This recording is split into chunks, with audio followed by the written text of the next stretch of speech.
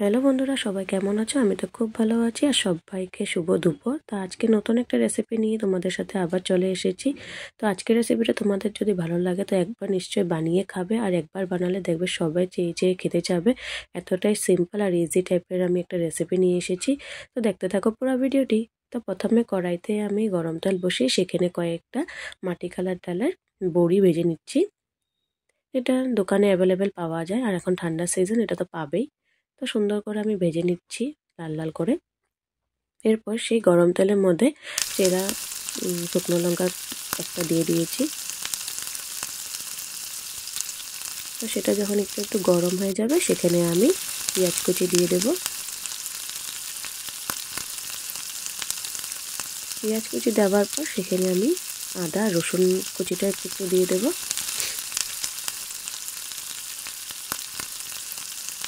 তো আমি আদা রসুন অল্পই দিয়েছি ফ্লেভারের জন্য। এরপর ভালোভাবে আবারও নেড়ে চেড়ে নিচ্ছি। আর যখন পেঁয়াজ আর রসুন আর আদার যখন গন্ধটা চলে যাবে তখন আরও ভালো লাগবে। তো এগুলো কাঁচা কাঁচা ভাবটা যাওয়ার জন্য ভালোভাবে নেড়ে চেড়ে নিচ্ছি। তো দেখো ভালোভাবে সুন্দর কালারটা চলে আসছে।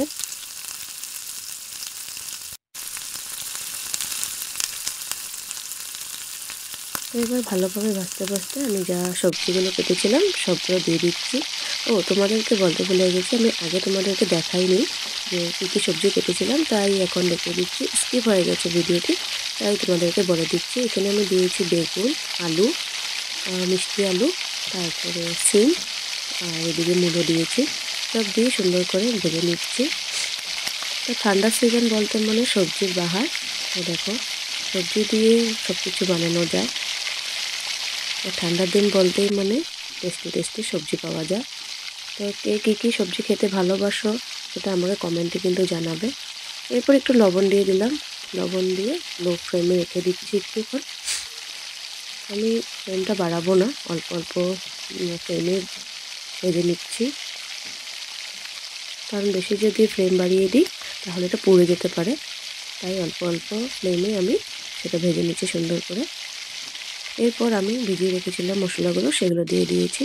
ভিজিয়ে রাখা মশলার মধ্যে আমি দিয়েছি হলুদ গুঁড়ো, জিরে গুঁড়ো, ধনে গুঁড়ো আর লঙ্কার গুঁড়ো।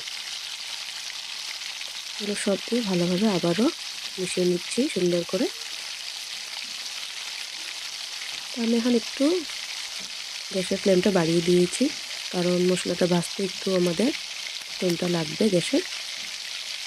এরপর দেখো সুন্দর করে মাখা মাখা হয়ে গেছে।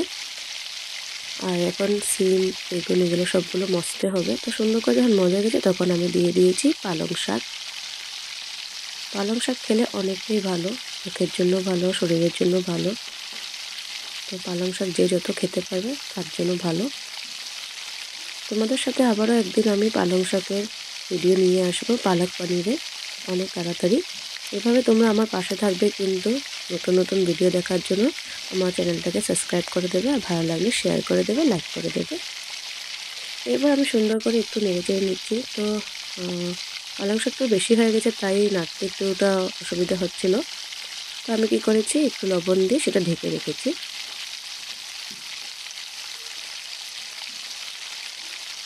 দেখো এবার ঢাকনা খুলে দিয়েছি। তো এরপর দেখো ঢাকনাটা সরিয়ে দিয়েছি। তো আমি লবণ দিয়ে দিয়েছিলাম তাই তাড়াতাড়ি মজে গেছে। আর এদিকে দেখো জলও বেরিয়ে গেছে।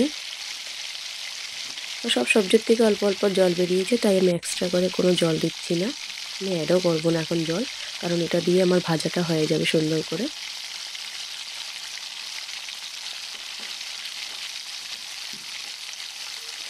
তো দেখো জল অনেকগুলো বেরিয়েছে পালং শাকের থেকে বেশি করে।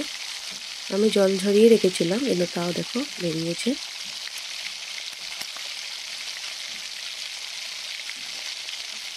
তো তোমরা নিশ্চয়ই বাড়িতে বানিয়ে খাবে এটা, এই রেসিপিটা।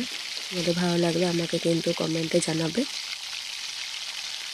এরপর দেখো সুন্দর করে আমি নেড়ে চেড়ে নিচ্ছি। তো দেখো জলটা শুকিয়ে গেছে যখন, তখন আমি একটু জল অ্যাড করে দিচ্ছি। আর একটু একটু ঝোল ঝোল হলে বেশি ভালো হবে, একদম শুকনো শুকনো ভালো লাগবে না। নাহলে বড়িগুলো দেবো যখন তখন সেগুলো কাঁচা কাঁচাই থেকে যাবে, কারণ ভাজা হয়েছে কিন্তু সিদ্ধ অল্প অল্পই হয়েছে। আর ঝোলে দিলে একটু বড়িটা সুন্দর করে আর একটু সিদ্ধ হয়ে যাবে। তো আমি একটু জল অ্যাড করেছি, বেশি দিইনি।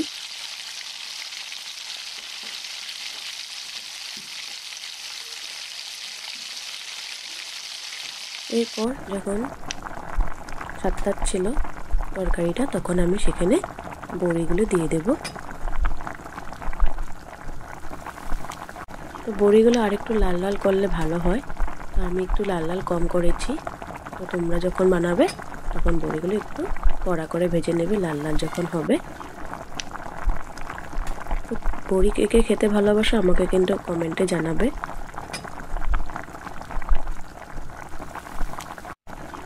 এরপর সুন্দর করে আবারও নেড়ে চেড়ে নিচ্ছি।